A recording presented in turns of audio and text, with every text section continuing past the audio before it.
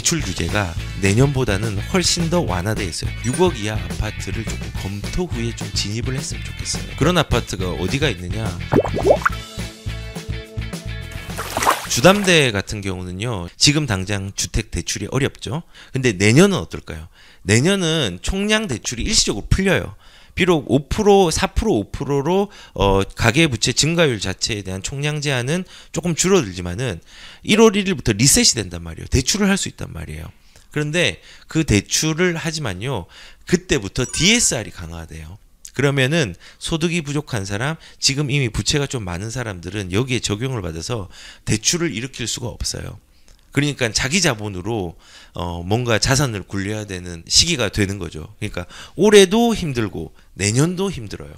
내년 DSR 때문에 힘들어요. 지금은 총량 때문에 힘들고. 결국은 지금은 뭐 지금이나 나중이나 다 힘든 시기이긴 한데요.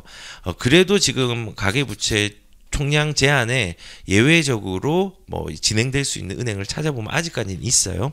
있기 때문에 꼭 찾으셔서 지금 주택을 사려고 하면은 DSR에 적용을 받는 것보다는 총량 규제에 적용을 받아서 대출을 풀로 하는 게 좋습니다. 지금은 풀로 한다는 건요, 많이 할 수도 없어요. 지금 많이 할 수 없는데 내 재정 범위 안에서 DSR 적용되는 것보다는 더 많이 할 수 있는 부분으로 기회를 잡고 자산을 지키는 방식을 좀 선택했으면 좋겠어요. 근데 문제는 뭐냐면요, 대출에 대한 부분들을 많이 막아놓고 있으니까 부작용이 생기겠죠.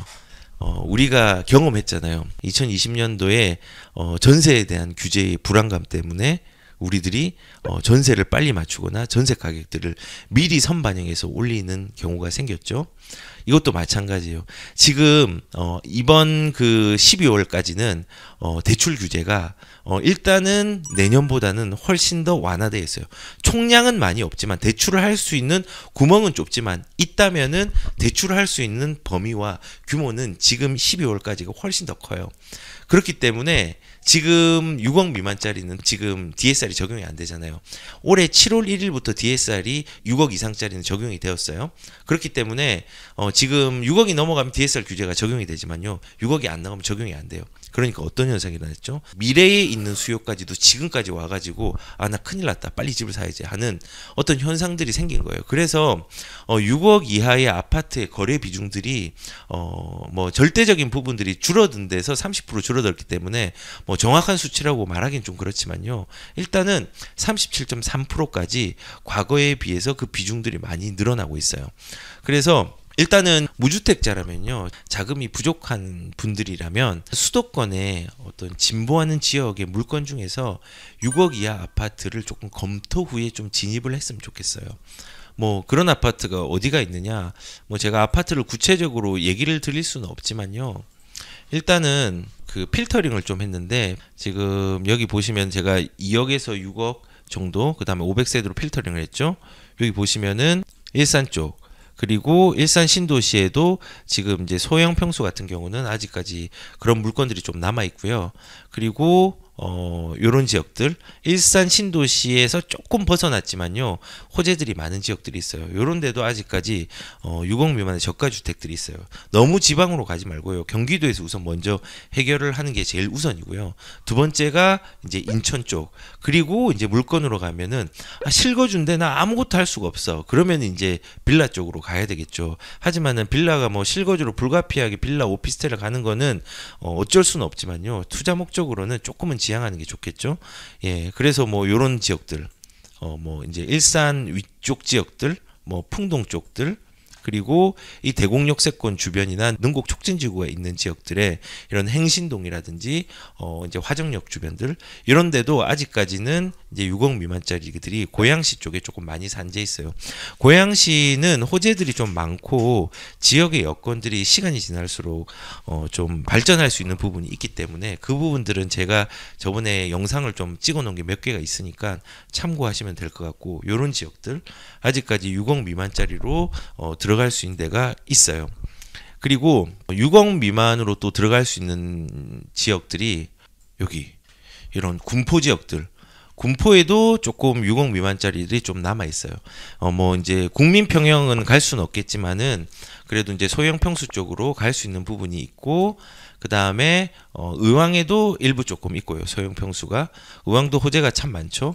군포 같은 경우는 그 일산은 제가 아까 말한 것처럼 일자리의 호재라든지 주변의 주거 여건들이 공급 폭탄이 물론 있지만요, 아주 먼 얘기고요. 그 이전에 일자리에 대한 거, 교통에 대한 뭐 GTX라든지 뭐 여러 가지 상황들이 개선이 많이 되죠. 그런 부분들이 있기 때문에 60 미만짜리로 들어가도 상관이 없다는 생각이 드는 거고, 군포 같은 경우는 일기 신도시 내 리모델링에 대한 호재들이 있죠.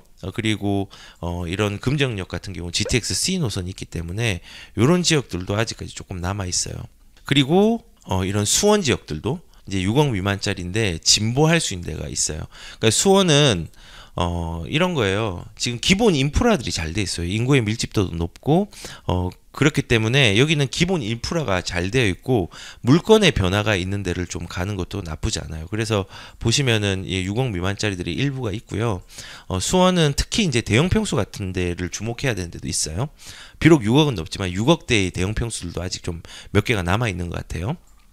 그리고 이제 뭐 또 갈 수 있는 데는 이런 안산 같은데, 안산은 핵심은요, 물건이 변하고 입지가 변하는 걸 봐야 돼요. 예를 들어서 신안산선이 있다. 신안산선이 있는데 그게 여의도까지 17분 만에 간다. 20분 안에 간다. 그런데 물건이 재건축 예정지구다. 뭐 대지 지분이 작다. 80년대 지었는데 주공이다. 2030이 내년에 나올 건데 그거에 들어갈 수 있는 물건이다. 이런 거 위주로 이렇게 살펴보시면 돼요. 이런데도 아직까지 많이 올랐지만 들어갈 때가 있어요. 그래서 안산도 그렇고요. 뭐 화성 같은 경우도 일부 화성에 너무 외곽은 아니지만요, 동탄 언저리에서 병점 사이에 있는 물건들도 사실은 호재의 어떤 좀 혜택을 누릴 수 있는 아파트들이 조금은 있거든요. 그래서 이런 쪽도 이제 살펴보시는 게 좋죠. 그리고 용인 쪽에 이번에 제4차 국가철도망 계획에 노선에 포함되어 있는 지역 중에서 이런 기흥 쪽 주변 변두리로도 사실은 뭐 60 미만짜리가 조금 있을 수 있다는 생각이 들고요.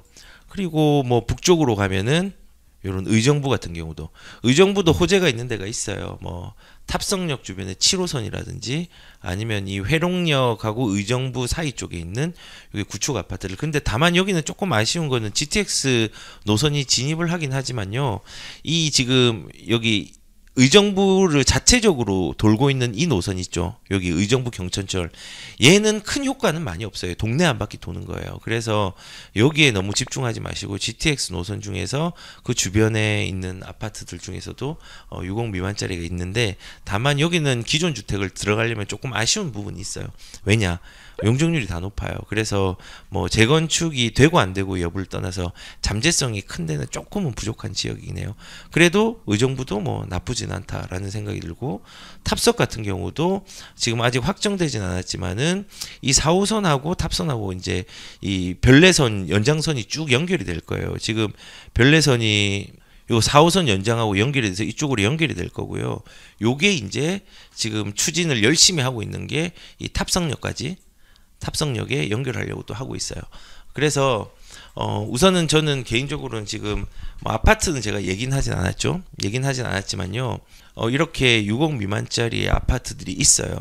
그래서 제가 당부를 드리고 싶은 부분들은 뭐 지금 6억 이하짜리 전체적으로 보면요, 실거주로 들어가는 거랑 그 다음에 투자로 좀 들어가려고 하면은 다르게 접근을 하긴 해야 돼요. 접근하는데 일단 요런 지역들이 있고, 인천 같은 경우는 연수구라든지 뭐 그 다음에 뭐 인천시청 주변이라든지 뭐 부평 쪽이라든지 요런 데는 그래도 괜찮습니다. 서울하고의 접근성이 좋기 때문에. 그래서 우선 제가 이렇게 몇 개를 좀 말씀을 좀 드렸지만요, 아직까지 지역들이 좀 남아 있고, 그렇다고 무조건 그 지역이라고 다 사는 건 아니고요. 내 재정에 맞는지, 이게 이제 잠재성이 있는지, 교육 수요가 있는지, 이런 것들을 조금 다양하게 보시는 것도 좋을 것 같아요.